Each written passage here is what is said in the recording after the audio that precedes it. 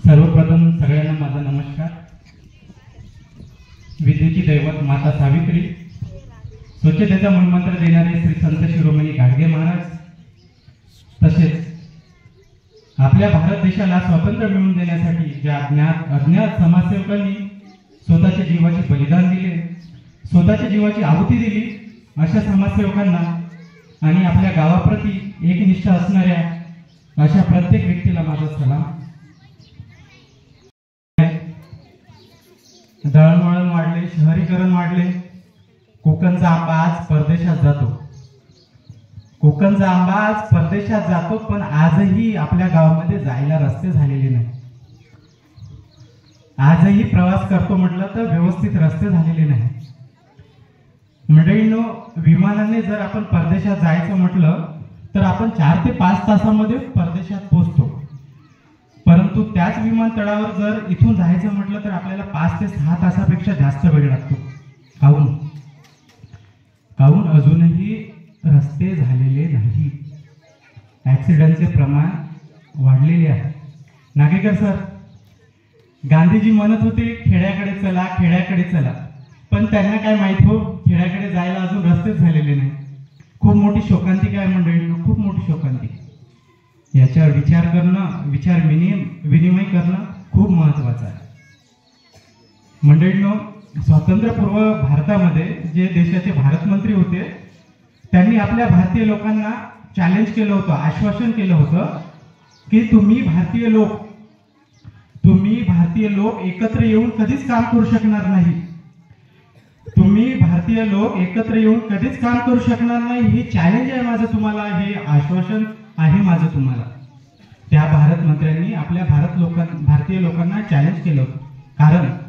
कारण त्यांना माहित होतं की तुम्ही अनेक जाती धर्मामध्ये गुंतलेले आहात. सासू सुनेसोबत पटत नाही, भावाचं पटत नाही, काका पुतण्याचं पटत नाही. त्याच्यामुळे तुमच्या सोबत जो विचाराची देवाणघेवाण आहे ते व्यवस्थित होत नाही. म्हणून तुम्ही भारतीय लोक एकत्र येऊन कधीच काम करू शकणार नाही, हे माझं चॅलेंज आहे. पण जे काही भारतीय लोक होते त्यांना हे माहिती पडतात, त्यांनी खवळली, पेटली आणि स्वातंत्र्याचा लढा लढण्यासाठी ते पेटून उठली. त्यापैकी होते एक पंडित जवाहरलाल नेहरू. नेहरूजींना ही गोष्ट माहिती पडताच त्यांची तळपायाची आग मस्तकामध्ये गेली आणि त्यांना वाटू लागलं देशाला स्वातंत्र्य मिळणं, लोकांना लोकशाही मिळणं किती महत्वाचं आहे, किती महत्वाचं आहे. म्हणून त्यांनी नेहरू रिपोर्ट सादर केला. नेहरू रिपोर्ट सादर करताच काही भारतीय लोकांच्या ही गोष्ट कानावर गेली, वाचण्यात आली आणि ते भारतीय लोक पुन्हा स्वातंत्र्याचा लढा लढण्यासाठी पुढे येऊ लागली. स्वातंत्र्याचा लढा लढायला सुरुवात केला. तेव्हा 15 ऑगस्ट 1947 रोजी आपल्या देशाला स्वातंत्र्य मिळाले. 15 ऑगस्ट 1947 रोजी देशाला स्वातंत्र्य मिळाले. मंडळींनो, मला एक सांगा, त्या भारतमंत्र्यांनी सांगायच्या आधी जर आपण एकत्रित येऊन जर काम केले असते, एकत्रित येऊन जर स्वातंत्र्याचा लढा लढलो असतो तर 150 वर्ष इंग्रजाच्या गुलामगिरीमध्ये राहण्याची आपल्याला वेळ आली नसती. एकत्रित येऊन काम करणं खूप महत्वाचं आहे. तो कुठल्या जाती धर्माचा असो, वर्णाचा असो, कुठलाही असो, आपला भाऊ, आपला मित्र म्हणून सोबत येऊन काम करणं खूप महत्वाचं आहे, खूप महत्वाचं आहे. मंडळींनो, आजही आपल्या गावामध्ये रस्ते नाही, पाणी नाही, शौचालय नाही, नाल्या नाही. ज्यांना मन आहे ते मनावर घेतील. काय सतीश भाऊ, आम्हाला मनच नाही तर मनावर घेण्याचा प्रश्नच येत नाही. मंडळींनो, गावातल्या लोकांना हवंच काय असते? पाणी, नाल्या, स्वच्छतागृह, आरोग्य, शिक्षण, रस्ते हे माणसाच्या गरजा आहेत आणि या गरजा पूर्ण करण्यासाठी शासन मोठ्या प्रमाणात काम करत आहे. शासन मोठ्या प्रमाणात काम करत आहे, पण त्यांना साथ हवी आहे ती आपल्या प्रामाणिक प्रयत्नाची त्यांना साथ हवी आहे आणि ती आपण साथ दिलीच पाहिजे, तेव्हाच आपला विकास घडून येईल, नाही का? मला सत्यमेव जयते मधल्या 2 ओळी आठवतात. सिर्फ हंगामा खड़ा कर देना, सिर्फ हंगामा खड़ा कर देना मेरा मकसद नहीं, सूरत बदलनी चाहिए। सिर्फ हंगामा खड़ा कर देना मेरा मकसद नहीं, सूरत बदलनी चाहिए। मेरे दिल में लगी है आग, मेरे दिल में लगी है आग, तेरे दिल में भी लगनी चाहिए, तेरे दिल में भी लगनी चाहिए। मंडळींनो, शासन मोठ्या प्रमाणात सुटलेले नाही, आजही सुटलेले नाही। आता हे स्वच्छ भारत मिशनचं उदाहरण घ्या ना, मला वाटते 2015 ची योजना आहे आणि आपल्या गावामध्ये पूर्णतः आपण ही योजना पार पाडली आहे, परंतु आजही काही महिला पुरुष उघड्यावर शौचालयात जातात। जो मेन रस्ता आहे, आता मी विकास गंगा संस्थेमार्फत काम करतो, माझ्या प्रकल्पांतर्गत अनेक चांगली व्यक्ती, कंट्री हेड, स्टेट लेवलचे लोक येतात। काय रे नितेश, हे तुझं गाव का? काय म्हणायचं, ते काय उत्तर द्यायचं त्यांना? माझ्याकडे उत्तरच नसते, कारण त्यांना ते रस्त्यानं सर्वच दिसते ना, माझ्याकडे उत्तर नसते। नाल्या, गावामध्ये नाल्या नाही, आजही आपल्या मोरीचं, आपल्या बाथरूमचं पाणी सार्वजनिक ठिकाणी असंच वाहते। तुम्हाला माहीत असेल याच्यावर कायदे आहे।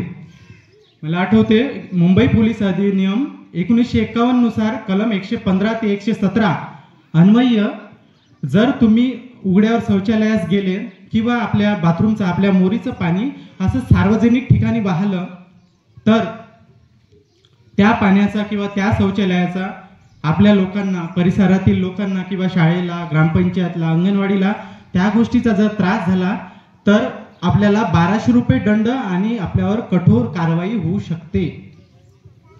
तरी पण लोकांना कायद्याची भीती नाही, कायद्याची भीती अजिबात नाही। ह्या गोष्टी आधी आपण आत्मसात केल्या पाहिजे, समजून घेतल्या पाहिजे, नाही का? आपल्या देशाचे जे पंतप्रधान साहेब आहे, नरेंद्र मोदी साहेब आहे, ते म्हणतात, अगर 125 करोड़ देशवासियों ने ये तय किया, अगर 125 करोड़ देशवासियों ने ये तय किया कि गंदगी नहीं होने देंगे, तो दुनिया की ऐसी कोई ताकत नहीं जो मेरा गांव, मेरा देश गंदा कर सके। त्यांना माहित आहे भाषण दिले तर लोकांना समजत नाही, म्हणून हे स्वरात आलात त्यांनी सांगतात लोकांना काय हे तरी पटल म्हणून। गाडगे बाबा, महात्मा गांधी यांनी स्वतः हातात झाडू उचलला, ग्राम स्वच्छता केली, नाल्या साफ केल्या, रस्ते साफ केले, कचरा साफ केला, म्हणून ते झाले महान ना आम्ही राहिलो लहान। काही लोकांना तर असं वाटते काय 3 दिवसाचं पोरग म्हणते काय मला शिकवते, त्याला का माहित आहे समाजकारण? अबे लेका, तुले माहित आहे, तू कर ना, माझ्या हातून होणं काय तुझ्या हातून होणं काय? समाजाचं हित होत आहे ना,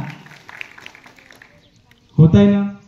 नाही म्हणते मी शिक्षित आहो, मला सगळं समजते, दुसरा व्यक्ती म्हणते मी सुशिक्षित आहो, मला त्याच्यापेक्षा जास्त समजते म्हणते, तिसरा व्यक्ती म्हणते मी सुसंस्कृत आहो, मला तर सगळं काही समजते म्हणते, चौथा व्यक्ती म्हणते मी सृजनशील आहो, मला सांगायची गरजच नाही म्हणते, मला सगळं समजते। विद्यार्थी मित्रांनो, मला या 4 शब्दाचे अर्थ कोणी सांगू शकणार का? या 4 शब्दाचे कोणी अर्थ सांगू शकणार का? मंचावर विराजमान मान्यवरांना विनंती करतो, सांगू शकणार का कोणी? एनिवे असो, मी सांगतो। Thank you sir.